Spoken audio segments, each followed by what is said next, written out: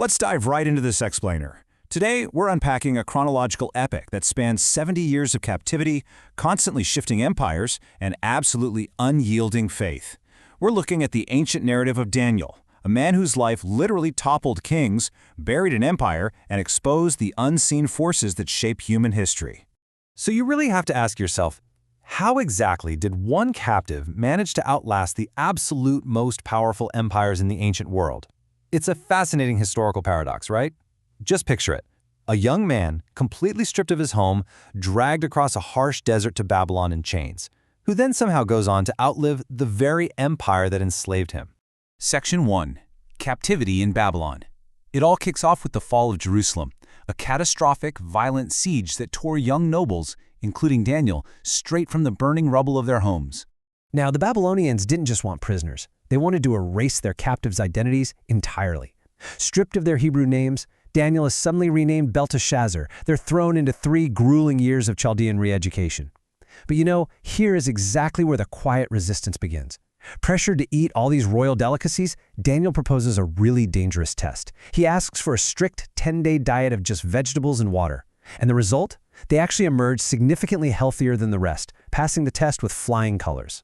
This quiet rebellion becomes the core anchor of Daniel's entire life. While the roaring, chaotic celebrations of Babylon echoed outside, Daniel would quietly kneel in daily prayer before an open window facing Jerusalem. Keep this open window in mind, because it's our vital motif today. It's this powerful symbol of unchanging calm and deep conviction amidst the deafening noise of a rapidly changing world. Which really begs a massive question. What actually holds an empire up?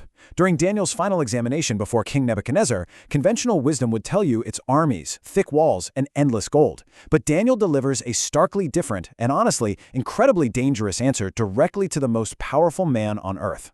He looks right at the king and says, "An empire stands for the time it has been granted, not one day more." Just let that sink in for a second. Daniel is establishing his prophetic authority right there, basically telling the king that walls fall and gold changes hands, but it is a higher, unseen power that grants time to earthly thrones. Section 2. The Golden Statue. Fast forward a bit. A terrifying, forgotten dream suddenly threatens the lives of literally every wise man in Babylon. That is until Daniel steps up and asks for just one night to uncover the impossible. Daniel perfectly decodes the king's absolute terror. He describes a massive, dazzling statue, the head of pure gold, that represented Nebuchadnezzar's Babylon. Then a chest of silver, a belly of bronze, and legs of iron, representing all the subsequent shifting kingdoms to come. Finally, feet made of iron mixed with clay, meaning it's divided and weak. Then, out of nowhere, a stone strikes the feet, crushing the entire statue to dust. The narrative presents this as a vivid, undeniable symbol of the fleeting, cyclical rise and fall of all human empires. So how does Nebuchadnezzar react to the news that his glorious golden era is eventually going to end? With just massive, unbelievable hubris. He goes out and builds a solid gold statue, standing a staggering 60 cubits high. It was a direct, in-your-face act of defiance against the dream, basically declaring that his golden reign would never, ever end. His decree is absolute. When the royal music plays, thousands of people fall prostrate in the dust. But above this sea of bowed backs, 3 men remain standing. Shadrach, Meshach, and Abednego absolutely refuse to worship the Colossus. Furious, the king orders an execution furnace heated 7 times hotter than normal. And their response is legendary.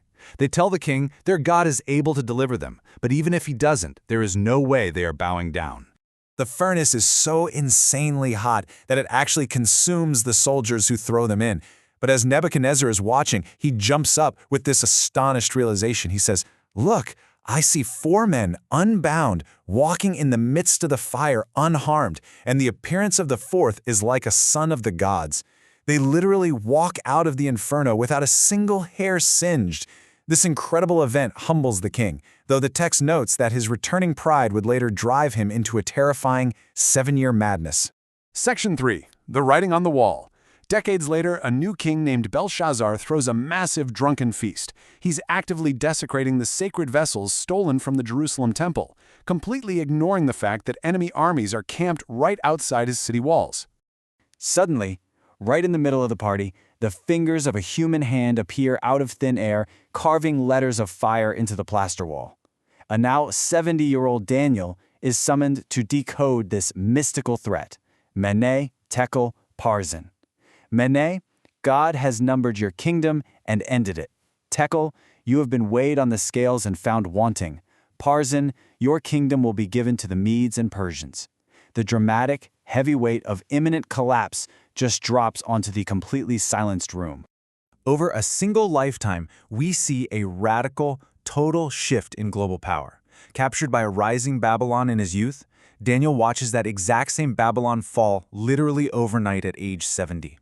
He then navigates the rule of the Medo-Persian Empire under Darius and, well into his 80s, continues serving under Cyrus the Persian. Daniel ages steadily and faithfully, while these supposedly invincible empires just crumble into dust all around him. Section 4, The Lion's Den. Daniel's unmatched excellence earns him a top spot as a president in this new Medo-Persian Empire. But, as you might expect, it also awakens a really deadly envy among his peers. What we see here is a profound clash of authority. On one side, you have the king's decree. Any man petitioning any god but Darius for 30 days shall be cast to the lions. Historically, a law of the Medes and Persians was revocable by absolutely no one. On the other side, you have Daniel's routine, praying 3 times a day before an open window facing Jerusalem, and that was revocable by absolutely nothing. The rigid, unchangeable law of a brand new empire clashes directly against the unyielding routine of a lifelong faith. Caught in the political trap, Daniel is cast into a throat of stone in the earth, surrounded by the breathing of beasts in a sealed tomb. But the profound irony of the text is the contrast here. Think about it. The most powerful king on earth spends a sleepless, totally anguished night pacing his palace, while the condemned captive experiences quiet, calm survival down in the dark pit. At dawn, Daniel is lifted out completely unharmed, his faith totally vindicated. Section 5, Visions of the End. As Daniel grows older, the narrative shifts profoundly. We move away from the earthly politics of royal courts and step into terrifying, cosmic battles. In one of his earlier visions, Daniel sees a dark, churning sea where 4 bizarre beasts emerge.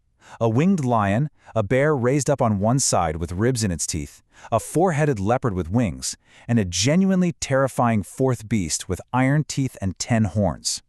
The text explains these as earthly kingdoms that are ultimately judged by the Ancient of Days, who then grants everlasting dominion to a cosmic figure arriving with the clouds, described as the Son of Man. And here, the number 70 reappears as a crucial turning point. While studying the ancient scrolls of the prophet Jeremiah, Daniel realizes that the decreed 70-year term for Jerusalem's desolation is finally up. This realization drives the aged visionary to fast in sackcloth, pouring out a deep, heartbreaking confession for the sins of his generation. Right in the middle of his prayer, the angel Gabriel appears with this profound message. He says, "Daniel, I have come now to give you understanding, for you are greatly loved." I mean, just imagine being 80 years old, having survived brutal exiles and the fall of empires, and hearing heaven itself tell you that you are greatly loved.